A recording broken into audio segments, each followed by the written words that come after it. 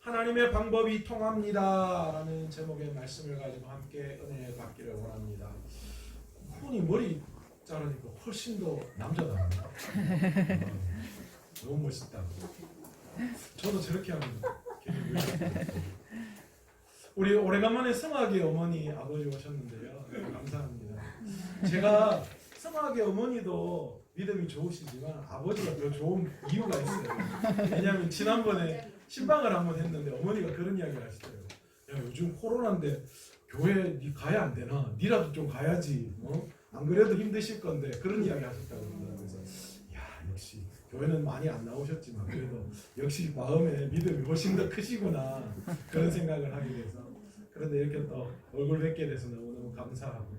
하나님께서 이 코로나가 점점 이 코로나를 교회가 이겨내고 또 우리가 더 믿음 안에서 든든히 세워질 수 있도록 하나님께서 그 길을 인도해 주시는 줄로 믿습니다. 그런 거 없어요. 우리가 하나님 앞에 기본에 충실하면 돼요. 늘 그렇잖아요. 운동선수가 기본기에 충실하면 금방은 티가 나지 않지만 그러나 그 기본기가 나중에는 실력으로 나타나듯이 우리의 신앙도 마찬가지인 것 같아요. 우리가 하나님 앞에 열심히 예배드리고 또 말씀 앞에 바로 세워진다면 어떤 경우에도 우리가 무너지는 일이 없도록, 그리고 또 하나님께서는 더 나은 방향으로 반드시 우리를 인도해 주실 줄로 믿습니다. 아멘. 어제 저희 어머니하고요 작은 누나가 포항에서 우리 집으로 오셨어요. 최근에 좀 오래간만에 온 편인데 이유는 그거였어요. 제가 사촌 동생이 있는데 그 동생 아들하고 우리 아들하고 2살 터울 차이가 나요. 그래서 저희는 저희 아들 옷을 거의 안 사 입고 그 동생 조카의 옷을 그대로 받아서 입히거든요. 근데 다 메이커 좋은 거 사요. 그래서 너무너무 감사하게 우리 아들은 메이커를 다 입는 그런 영광, 호사를 누리고 있습니다. 저희 어머니가 한 보따리 옷을 가지고 오셨어요. 그런데 우리는 다 알죠. 왜 오셨는지. 옷을 전하는 것도 목적이지만 보고 싶다는 거예요. 아들도 보고 싶고 손자 손녀도 보고 싶다. 그런 이유로 토요일 날 찾아오셨어요. 그래서 앉아서 집에서 점심을 같이 먹는데요. 이런저런 이야기를 하다가 제가 그런 이야기 했어요. 어머니 코로나 시대인데 다 어렵다 하는데 참 하나님은 희한한 방법으로 우리 가정을 도우시는 것 같아요. 느닷없이 나라에서 무슨 우리 코로나 생활 돕는 코로나 생활 안정 자금 그것도 막 주고, 또 애들 우리 그 딸 중학교 또 아이들 대상으로 이번에 또 돈을 또 주더라고요. 그 집에서 키우니까 힘들다고 그런 것도 주고, 심지어는 핸드폰 요금도 우리 딸 앞으로 2만 원인가 그렇게 나와서 갑자기 핸드폰 요금이 몇천 원밖에 안 나와가지고 너무 놀래가지고 왜 몇천 원밖에 안 나오지 했더니 가만 생각해보니까 나라에서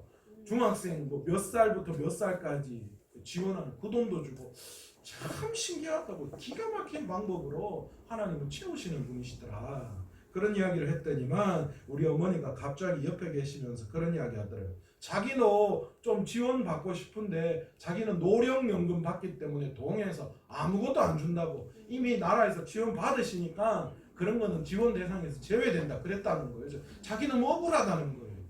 그렇게 이야기하시더니만 갑자기 뭔 이야기를 하시느냐, 2017년도에 포항에서 지진 일어났잖아요. 그 이야기하면서 나도 그 지진 일어난 거 보상을 좀 받아야 되겠다 그런 이야기 하시더라고요. 각 자기 아파트에 살고 있는 다른 이웃들은 다 보상을 받았대요. 그런데 본인만 못 받으셨다라는 거예요. 그런데 여러분 아시죠? 이게 지원 대상이 지진 때문에 직접적인 피해를 입고 그래서 수리를 한 그 영수증을 가지고 청구를 하면 그렇게 해서 이제 지원을 해주는 걸로 그렇게 되어 있는데, 사실 우리 집은 직접적으로 지진의 피해를 본 게 없어요. 물론 간접적으로는 집이 흔들렸으니까 노후는 됐겠죠. 그래서 베란다 그 사시 쪽에 비가 오면 물이 자꾸 새요. 그래서 45만 원 주고 수리했어요. 그런데 그게 직접적으로 지진 때문인지 아니면 집이 오래돼서 그런지 그건 알 수 없죠. 또 우리 어머니는 이 보일러 들어가는 그 원통에 박힌 피스도 그렇게 지진 때문에 흔들려가 빠졌다. 나는 우리 집에 이런 피해가 있으니까 돈을 받아야 되겠다.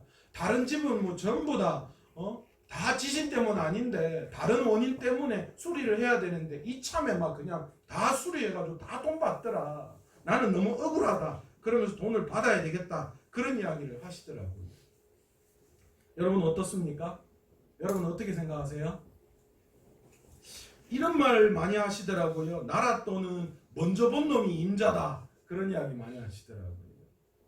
사실 뭐 그런 게 거의 통념처럼 되어 있는 게 맞아요. 먼저 본 사람, 또 지혜롭고 좀 빠릿빠릿하게 해서 먼저 가지고 가는 사람, 그게 어쩌면 지혜롭다. 우리 세상적으로 보면 지혜롭게 보일 수도 있습니다. 다른 사람들 다 합법적이지 않게 봤는데 나라에서 나온 법을 지키는 거, 그런 게 뭐 필요하나? 그러면 나만 바보 되는 거 아닌가? 도리어 못 받는 게 더 바보다. 그런 인식이 들 경우도 있어요. 그런데 아시죠? 적어도 그리스도인들이라면 그래서는 안 된다는 것이죠. 다른 사람들이 다 지진 피해가 아니라 다른 원인 때문에 집 수리해도 지진 핑계대고 수리해서 보상받는다 할지라도, 그러나 믿는 우리들은 적어도 그런 유혹에서 그런 유혹에서 떨쳐 일어나야 합니다. 제가 어머니에게 그랬어요. 어머니, 사실 나도 그러고 싶다. 내 돈 주고 수리하는 거 뭐 좋냐고. 남이 수리해주면 얼마나 좋냐고. 그런 혜택 받고 싶다. 나도 다른 사람 다 그렇게 해서 혜택 받는데 나는 왜 받지 말아야 할까? 그런 생각 드는 거 솔직한 마음이다. 그러나 하나님이 원하시지 않는 방법, 그 방법으로 우리가 그렇게 이익을 본다면 그건 결코 우리의 인생에 도움이 되지 않을 것 같다. 그런 말씀드렸어요. 그러면서 제가 우리 어머니한테 그랬어요. 엄마, 자꾸 아들 설교에 예화로 등장하지 말라고. 제발 좀 그런 거 좀 등장하지 마. 왜 하필 또 우리 어머니 꼭 요때 오셔가지고 내 설교 요거 딱 하고 미리 내가 2주 전에 준비해놨는데 왜 그런 것도 이야기를 하셨는지. 참고로 우리 어머니 굉장히 신실한 권사님이십니다. 오해하지 않으셨으면 좋겠어요. 우리 다 그런 마음 있잖아요. 저도 마찬가지고. 아니라는 것을 우리가 다 알고 있지만 그럼에도 불구하고 우리는 어떤 일을 닥쳤을 때에 사실 자꾸만 세상적인 방법, 나만의 생각, 그런 방법들이 먼저 나타나는 게 사실이에요. 그런데 적어도 우리가 그리스도인이라면 우리가 하나님이 원하시는 방법이 무엇인지를 먼저 우리가 행동하기 이전에 한 번쯤은 생각해 봐야 되지 않겠는가? 그것이 그리스도인이라고 이야기할 수 있는 게 아닌가? 저는 그렇게 생각합니다. 교회가 왜 이렇게 세상 사람들에게 욕을 먹고 있어요? 하나님의 방법으로 행하지 않는 모습들이 너무 많이 나타나더라는 거예요. 여러분, 세상 사람들에게는 예수 믿는 사람들에 대한 그런 기준이 있어요. 그런 기준이 높다라는 거예요. 너희들이 예수님을 믿는다라고 한다면 세상 사람들이 믿는 우리들을 향한 기준치가 다르다는 거예요. 그런데 어느 순간인가 그리스도인들이 세상 사람들과 별반 다른 게 없다는 거예요. 그리스도인이라고 하지만 하나님의 방법이 아니라 세상 방법 그대로가 우리의 삶 속에 나타나더라라는 거죠. 세상 사는 이치가 다 그렇지 않습니까, 목사님? 다른 사람들도 다 그러는데 굳이 나만 그렇게 할 이유가 있습니까? 아니, 꼭 그렇게 융통성 없이 꼭 그렇게 사는 거 그게 맞다고 생각합니까? 그렇게 저한테 반문하실 수도 있을 거예요. 그러나 결코 우리는 하나님의 방법대로 행동해야 하는 사람들입니다. 그것이 하나님을 기쁘시게 하는 것이기 때문이죠. 세상 방법으로 해결해서 이익을 볼 것보다 하나님의 방법을 선택해서 손해보는 것이 하나님 보시기에 더 기뻐하시는 일이기 때문에 우리는 반드시 손해를 보더라도 하나님이 원하시는 방법을 선택해야 합니다. 특별히 교회는 더 그렇습니다.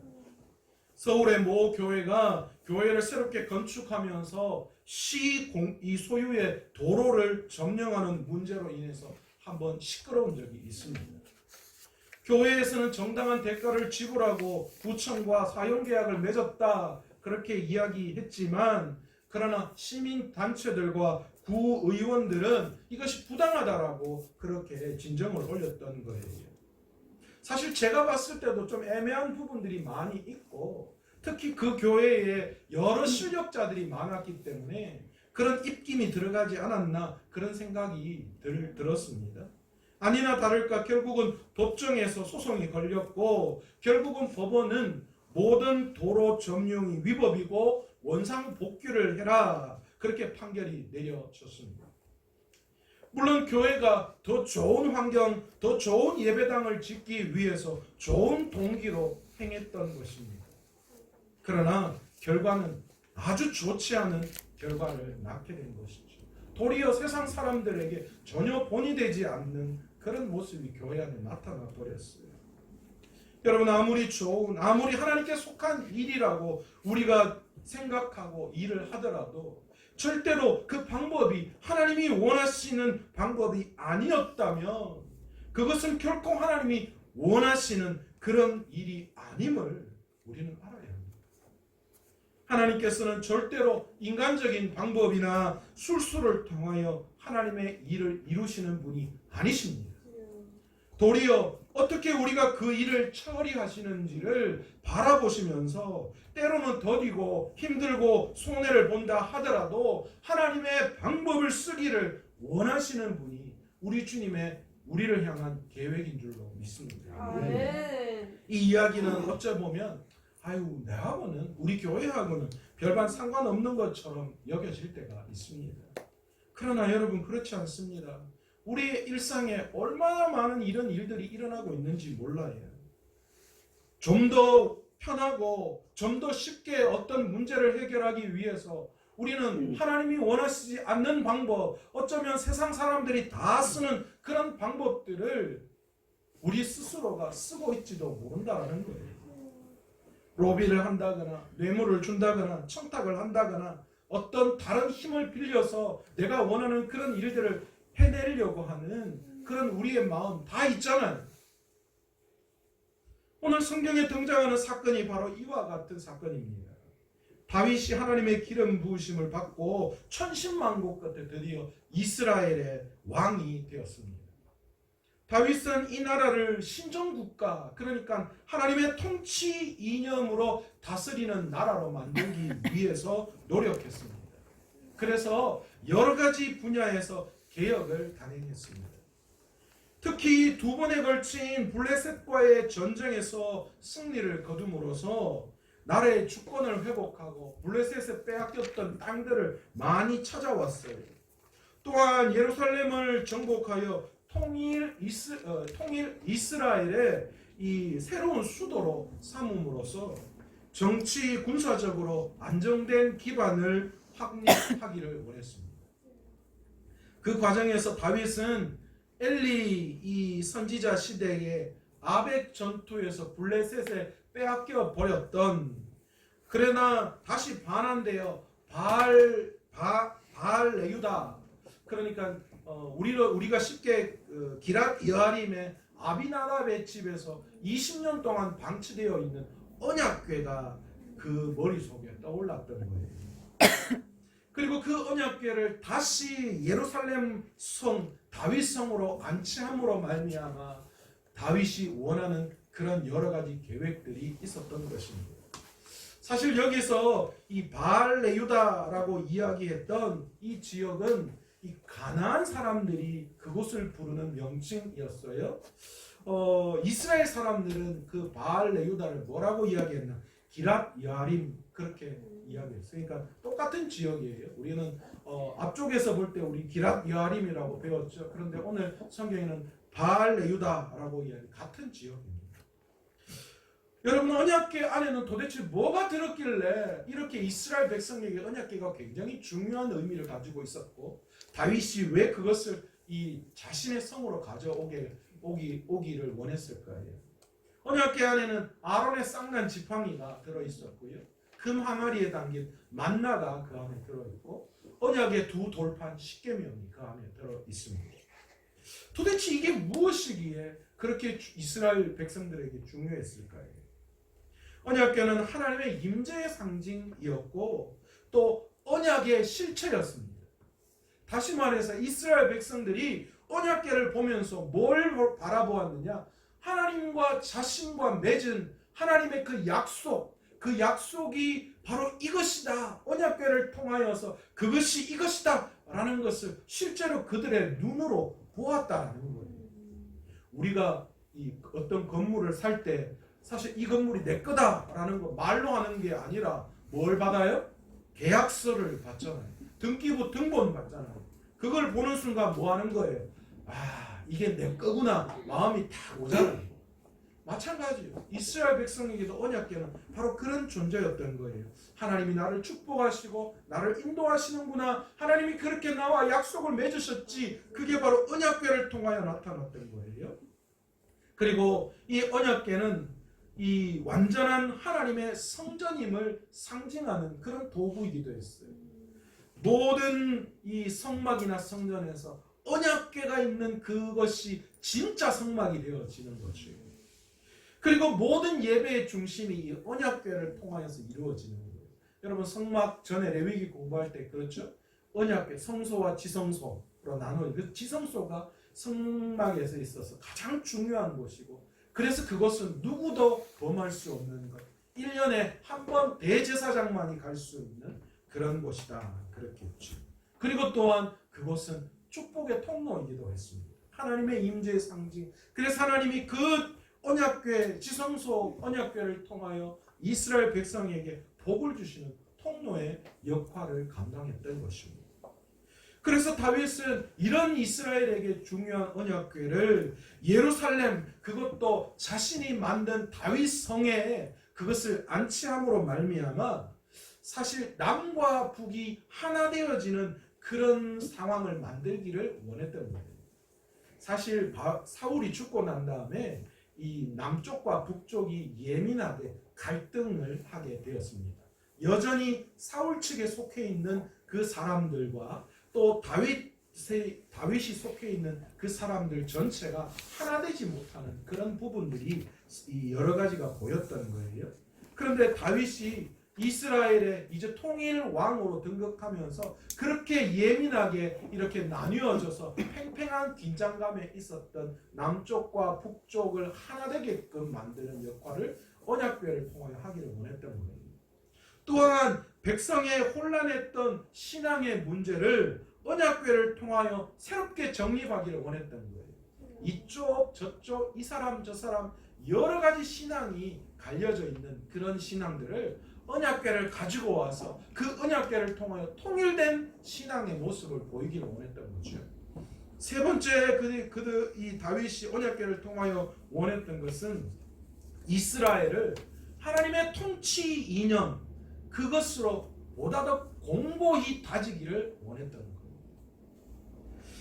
다시 말해서 다윗은 자신의 왕국의 통치 이념을 하나님의 말씀을 두고 그 말씀으로 온 백성이 하나 되는 나라를 건설하고 싶었던 것입니다. 너무나도 좋은 뜻이지요. 그러나 다윗의 언약궤 운반은 순조롭지가 못했습니다. 다윗은 언약궤 운반을 위해서 군사 3만 명을 동원했다 그렇게 이야기하죠. 야, 언약궤 가지고 오는데 꼭 뭘 지금 하고 있는 것 같으냐면 뭔가 전쟁에 나가기 위한 대규모 군사 작전을 펼치는 것 같은 그런 느낌이에요. 여러분 3만 명, 이야 대단하지 않습니까? 저만 대단합니다. 3만 명이 동원해서 그 조그마한 언약궤 하나를 운반할 계획을 했다라는 거예요. 다윗은 아비나답의 집에서 하나님의 궤를 새로 만든 수레에 싣고 옮기기 시작했습니다. 이 수레는 제사장 아비나답의 아들들인 우사와 아요가 몰았습니다. 이것은 거룩한 법궤를 정결한 방법으로 옮기려고 하는 다윗의 어떤 배려이기도 했습니다. 하나님, 이 귀한 언약궤를 내가 새로 만들어 놓은 귀한 새 수레에 담아서 이것을 존귀하고 귀하게 옮겨야 되겠습니다. 그래서 멋지게 새로운 수레를 만들어서 그곳에 언약궤를 담아서 옮기기 시작했다라는 거예요. 그런데 여러분, 다윗이 생각지 못한 것 하나가 있었습니다. 뭡니까? 문제는 하나님의 법궤는 수레에 옮기는 것이 아니었다라는 거죠. 하나님의 언약궤는 사람이 어깨에 메고 옮겨야 된다라고 분명히 하나님은 하나님의 방법을 가르쳐 주셨어요. 그리고 그것도 보통 일반 사람이 아니라 고핫 레위 자손 중에서 고핫 출신의 레위인이 어깨에 메고 언약궤를 옮겨야 하도록 분명히 하나님은 말씀으로 그 방법을 계시해 주셨습니다. 그런데 안타깝게도 다윗도 제사장 아비나답도 사실 정확하게 법궤를 어떻게 옮겨야 되는지 알지 못했다는 거예요. 사무엘이 죽고 난 다음에 이스라엘의 영적인 지도자가 등장하지 않았고, 사울도 하나님의 말씀을 따르기보다는 자신의 욕망과 이익을 위해서 이스라엘을 다스렸기 때문에 사실 그 누구도 하나님의 말씀과 제도, 그것을 제대로 전수하거나 가르치는 사람이 없었던 거예요. 그러니까 심지어 제사장 아비나답도 그리고 다윗도 도대체 이것을 어떻게 옮겨야 되는지 전혀 알지 못했다라는 거예요. 그래서 다윗이 선택한 것이 뭐냐? 수레를 옮기는 방법을 블레셋 사람들, 이방 블레셋 사람들이 이 법궤를 옮길 때 썼던 방법을 그대로 따랐다라는 거예요. 사실 사무엘상 6장에 보면 블레셋 사람들이 이 법궤를 다시 언약궤를 다시 이스라엘로 돌려보냅니다. 왜요? 이 블레셋과의 전투에 있어서 처음에 이 언약궤가 어떻게 됐습니까? 엘리 제사장 두 아들이 참견한 전투에서 전쟁에 지자 이 언약궤를 가지고 오라. 그러면 이스라엘이 승리할 것으로 생각해서 언약궤를 가지고 왔는데 그 전투에서 그만 아들들도 다 죽고 언약궤도 다 빼앗겨 버렸어요. 그래서 그 언약궤가 블레셋으로 넘어갔는데 문제는 그 언약궤가 블레셋 가운데 있을 때 블레셋 온 지방에 재앙이 일어나기 시작했던 거예요. 그래서 블레셋이 더 이상 그 언약궤를 간직하지 못하고, 그래서 어떻게 했느냐? 그 암소, 금방 새끼를 출산한 암소 2마리에다가 수레를 실어서 이스라엘로 다시 보냈습니다. 왜 그렇게 보냈느냐? 이유가 있었습니다. 금방 젖된 암소는 새끼를 두고 떠날 수 있어요, 없어요? 없죠. 그래서 그 블레셋 사람들이 만약에 이 젖된 이 금방 출산하는 두 암소가 다시 자기 지역으로 돌아오면 이 재앙은 우연히 일어난 것이고, 만약에 그 새끼를 버리고 이 암소가 이스라엘 쪽으로 가면 어떻게 된다고요? 이것은 언약궤 때문에 일어난 재앙이기 때문에 우리가 당연히 보내야 한다. 그렇게 생각했던 거예요. 결과는 어떻습니까? 그 두 암소가 새끼 있는 블레셋으로 간 것이 아니라 이스라엘 쪽으로 눈물을 흘리면서 갔다라는 것이죠. 그래서 블레셋에 있던 언약궤가 지금 어디로 와 있습니까? 이제 이스라엘 땅 베세메스로 돌려보내져서 그쪽으로 지금 아비나답의 집에 와 있는 상태였다라는 거예요. 다윗은 지금 그걸 떠올렸던 거예요. 블레셋에 있던 그 언약궤가 이스라엘로 올 때 암소 2마리를 수레에 실려 왔으니까 자기도 그 방법을 취해서 멋지고 좋은 새수레를 만들어서 다윗성으로 가지고 와야 되겠다, 그렇게 생각했어요. 그런데 이게 웬일입니까? 그것은 하나님이 원하시는 방법이 아니었던 것입니다. 오늘 본문은 언약궤가 이동할 때 다윗과 이스라엘 백성이 어떻게 했는지를 분명하게 이야기합니다. 어떻게 했어요? 기뻐 춤추며 흥겨워하고 축제의 한마당이었다라는 것을 이야기하고 있습니다. 얼마나 기뻤는지요. 그 수레가 들어올 때 앞서서 많은 사람들이 춤을 추고, 그것도 왕이었던 다윗이 기뻐 춤추며 백성들과 노래를 부르고 완전히 흥겨운 축제의 한마당이었습니다. 그런데 웬일입니까? 언약궤가 나곤의 타작 마당까지 왔을 때에 소들이 갑자기 뛰었다, 그렇게 성경은 이야기하고 있습니다. 아마 그 학자들이 소들이 뛰었다라는 이야기, 뭐 어떻게 소가 뛰었나, 아마도 소가 어떤 이유 때문에 이렇게 기우뚱하면서 이렇게 넘어졌다, 그렇게 보는 학자들이 많더라고요. 어쨌든 수레를 싣고 가던 두 마리 소가 한쪽으로 기우뚱하고 넘어져 버리니까 뒤에 실려있던 언약궤가 어떻게 됐겠어요? 순식간에 땅바닥으로 처박힐 그런 위기가 닥쳐왔던 거죠. 그 위기 상황에서 함께 이 언약궤를 싣고 운반했던 우사가 손을 뻗어서 그 언약궤가 땅으로 떨어지지 않도록 손으로 잡았습니다. 그런데 여호와께서 이런 우사의 행동에 진노하시고 그곳에서 그를 죽입니다. 여러분 이해가 됩니까? 아니 그럼 언약궤가 땅바닥에 떨어지는 게 맞다는 겁니까? 아니 그렇게 하는 우사를 죽이신 건 하나님이 너무하신 거 아닙니까? 우리는 충분히 그렇게 이해할 수 있는 거예요. 한순간에 잔치와 축제가 공포로 바뀌는 그런 엄청난 일이 일어나고 말았습니다. 왜 하나님께서 우사를 죽이셨는지 정확하게 성경은 기록하고 있지 않습니다. 학자들의 의견도 여러 가지입니다. 그러나 한 가지 분명한 것이 있습니다. 하나님께서는 이 우사를 죽이심으로 말미암아 다윗에게 어떤 경고의 메시지를 전하고 가르치기를 원하시는 그런 분명한 의도가 있었다라는 것이죠. 그런데 그 우사의 죽음 앞에서 다윗이 분하여 그것을 베레스 우사라 불렀다 그렇게 이야기하고 있어요.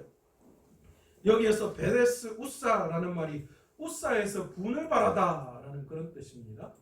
아니 그런데 더 웃깁니다. 다윗이 여기에서 분을 바라였다, 화가 났다 그렇게 이야기하죠. 그런데 사실 이 개역 개정에서 좀 해석에 문제가 좀 있었던 것 같아요. 다윗이 여기에서 분을 바랬다, 화가 났다라는 그런 의미는 우리가 이야기할 때 뭐 하나님 앞에서 지금 하나님 뭐 하시는 거예요? 이렇게 버럭 화를 냈다는 그런 뜻이 아니라 자기 생각에는 인간적인 모든 노력을 다해서 정말 귀하게 이 언약궤를 옮기려고 노력했는데 그런데 갑자기 하나님이 그 모든 인간적인 노력을 다 깡그리 원위치로 돌려보내는 오늘 속된 말로 우리가 이야기하는 멘붕을 일으키는 사건이 생겨나 버렸다고 해요. 그것 때문에 지금 황당한 상태였다라는 것이죠. 뒤에 등장하는 9절에 다윗이 두려워하여 라는 단어를 쓰고 있는데요. 이것으로 봤을 때 다윗이 분하게 여겼다라는 이 말은 사실은 화냈고 뭐 이런 것이 아니라 하나님을 향한 멘붕, 하나님을 향한 두려움으로 그것을 표현해야 마땅하지 않은가 그렇게 생각합니다. 지금까지 자신을 지켜온 하나님의 모습과는 이 언약궤를 옮길 때의 모습, 하나님의 모습은 완전히 다른 모습이었습니다. 늘 하나님께서는 다윗의 그늘이 되어 주셨고 전쟁에서 그를 보호해 주셨고 승리로 이끌어 주셨던 그런 분이셨는데 그런데 그런 하나님께서 감사와 모든 영광을 담아서 준비했던 그 행사에서 모든 자신을 향한 분노를 지금 표출하고 계시는 모습을 다윗이 경험하게 된 거예요. 그래서 다윗이 지금 심히 두려움에 떨 수밖에 없는 상황이 되어버린 것입니다. 결국 다윗은 여호와의 궤를 이 예루살렘으로 가져오기를 꺼려하게 되었습니다. 왜 그렇습니까? 야 이거 뭐 잘못하다가는 지금 난리가 날 판이거든요. 그래서 가드 사람 오벳 에돔의 집에 그 언약궤를 두게 됩니다. 여기에서 가드 사람, 이 가드라고 하는 이 것은 블레셋의 가드를 이야기하는 것이 아니라 이스라엘의 또 다른 한 지역의 이름 가드라는 것을 우리는 알아야 합니다. 여호와의 궤는 가드 사람 오벳 에돔의 집에서 석 달 동안 머물게 됩니다. 그런데 여호와께서요 놀랍게도 또 오벳 에돔의 집에 언약궤가 있을 때에 오벳 에돔과 그의 가족, 그의 집안에 복을 주셨다. 그렇게 성경은 기록하고 있습니다. 여기에서 오벳에돔이 누구냐라는 이야기를 우리는 볼 수 있어요. 그런데 사실 많은 학자들이 이 오벳에돔이 고핫 출신의 이 레위인이다 그렇게 보고 있어요. 이 고핫 출신의 레위인이 왜 여기에 와 있었는지 그것은 사실 정확하게 알 수는 없지만 이들이 이 언약궤를 담당하고 성전 문지기를 해야 할 그런 임무를 가지고 있는 그런 이 레위인 출신이었다라는 것은 분명하다는 것을 학자들이 이야기하고 있습니다. 그런 이제는 뭡니까? 그러니까 제대로 된 그런 성전 언약궤 운반을 할 수 있는 그런 상황을 하나님이 다 만드셨던 것이지요. 어떤 형태로 오베데돔의 집에 축복을 해주셨는지 알 수는 없습니다. 그러나 영적인 축복 그리고 또 세상 속에서 이 당시에는 다산의 축복이 굉장히 세상적으로 복받는 그런 모습이었어요. 그래서 이 레위 이 오베데돔의 집을 하나님 마음껏 축복해 주셨다. 이 출산의 축복을 주셨다. 그렇게 보는 학자들이 많이 있습니다. 그런데 이 의미에는 더 큰 의미가 사실 이 속에 포함되어져 있습니다. 이곳을 축복하셨다라는 것은 다른 말로 여호와의 하나님의 화가 풀렸다라는 그런 뜻이었습니다. 또한 이 말씀은 앞으로 언약궤가 다윗성에 들어갔을 때에 하나님께서 다윗과 그의 집과 그의 나라를 축복해 주실 것에 대한 뭡니까? 예표를 먼저 그에게 보여주시는 것입니다. 언약궤의 모습은 하나님의 모습을 반영하고 있습니다. 우리가 하나님의 방법대로 말씀에 순종하면 하나님께서는 우리의 복의 근원이 되어 주시지만 하나님의 방법대로가 아니라 내가 생각건대 보기 좋은 대로 행동하는 자에게는 심판의 근원이 되시는 하나님이심을 우리는 알아야 합니다. 이 사건을 통해서 다윗은 이러한 사실을 깨닫게 되었고 좀 더 여호와를 잘 섬기는 방법에 대해 고민하게 되었다라는 거죠. 다윗은 하나님을 향한 열정은 참 좋았습니다. 그러나 그 열정이 표현되어지는 것도 하나님의 방법으로 되어져야 하는 줄 믿습니다. 아멘, 아멘. 내 마음대로 내 열정대로 표현되어져서는 안 돼요. 그러면 결과가 우리가 원하는 방법대로 되어지지 않습니다. 설사 내가 원하는 방법대로 결과가 나올지라도 그것은 하나님이 원하시지 않는 것임을 우리는 알아야 합니다. 1등하고 성공하면 뭐합니까? 하나님이 인정해 주시지 않는 성공, 하나님이 인정해 주시지 않는 세상의 최고는 아무런 의미가 없는 거예요. 하나님은 도리어 하나님의 방법으로 행하다가 실패하고 좌절하고 넘어지더라도 하나님은 그런 우리들을 일으켜 주셔서 아멘. 다시 하나님의 길로 인도해 주시는 분이신 줄로 믿습니다. 아멘, 아멘. 여러분 우리에게 주님이 왜 필요합니까? 주님이 우리의 성공의 도구로 그렇게 쓰기 위해서 주님이 필요하십니까? 아닙니다. 우리가 하나님의 방법대로 행하다가 실패하고 좌절하고 넘어질 때에 우리 주님은 그런 우리에게 찾아오셔서 우리를 일으키시고 손잡아 주시고 힘이 되어 주시고 능력이 되어 주시는 분이시기 때문이지. 아멘, 아멘. 그런 분이 주님이시고 그런 능력이 우리 주님에게 있다. 아멘, 아멘, 아멘. 그러기에 오늘 우리의 선택은 늘 무엇이 되어야 하느냐? 세상 속에서 이런 것들을 어떻게 해결해야 될까? 내 방식대로 어떻게 해결해야 될까가 아니라 하나님이 원하시는 것이 무엇인가? 하나님의 방법이 무엇인지를 생각하고 그 방법대로 해결할 수 있는 저와 여러분 되시기를 간절히 축원합니다. 아멘. 여러분 내 신앙이 내 방식대로 또는 세상의 방식대로 표현되어서는 안 돼요. 교회가 왜 시끄럽고 교회 안에 왜 분란이 일어납니까? 나는 내 식대로 열심히 한다고 했던 그 내 식이 문제가 되는 거예요. 하나님은 내 식대로 내 신앙대로를 원하시는 분이 아니라 하나님의 방법, 하나님의 원칙을 먼저 이루시기를 원하시는 분이시다. 아멘, 아멘. 그래서 때로는 더디고 때로는 여러 가지 환난 가운데 놓여져 있을지라도 우리가 그 방법대로 하나님이 원하시는 방법대로 행할 때에 하나님이 어떤 상황 가운데서도 하나님의 뜻을 이루어내시는 분이신 줄로 믿습니다. 아멘. 그러기에 우리는 하나님 앞에서 어떤 것들을 행할 때에 하나님을 향한 두려워하는 기본 자세가 분명히 필요합니다. 여러분 결코 하나님을 가볍게 생각해서는 안 돼요. 여러분 우리가 왜 우리식이 표현되어지는지 아십니까? 하나님을 우리는 너무나도 가볍게 생각하기 때문이에요. 여러분 하나님은 두려움의 대상입니다. 하나님은 우리가 마음대로 어떻게 할 수 있는 분이 아니시여. 자꾸만 하나님을 사랑의 하나님으로 용서의 하나님으로 생각하면서 그래서 내 마음대로 무언가 다 할 수 있는 것처럼 생각하시는 분 큰 오산인 줄로 믿습니다. 여러분 예배 자리에 나올 때도 여러분 하나님을 향한 두려운 마음이 있어야 해요. 두렵고 떨리는 마음으로 이 예배에 나오셔야 돼요. 그리고 이 예배에 나올 때에 내 신앙과 내 식대로의 그런 예배가 아니라 하나님이 원하시는 예배의 방식대로 하나님 앞에 예배를 드릴 수 있는 저와 여러분 되시기를 원합니다. 아멘. 여러분 그것이 그 두려움 속에서 사랑과 존경과 영광이 나오게 되는 거예요. 아멘. 아멘. 여러분 그게 진정한 하나님을 경배하는 거예요.